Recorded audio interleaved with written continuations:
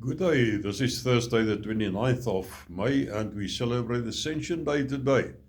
You know, the disciples of Jesus must have been devastated when he was crucified and buried, and they thought all their hopes were lost. Then someone told them that he has risen from the dead, and they thought, well, that can't be. Ultimately, they had to believe because they saw him, they touched him, and they ate fish with him at the Sea of Galilee.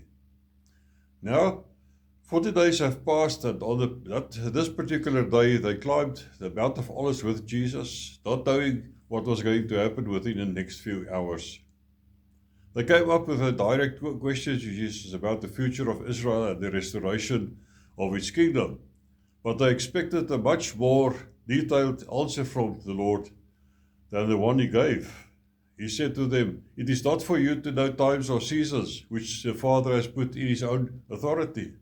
That was in Acts 1 verse 7. They must have thought this was actually a blunt answer. Days after this, they realized that this was all in God's perfect plan to birth the eternal church and to save humankind.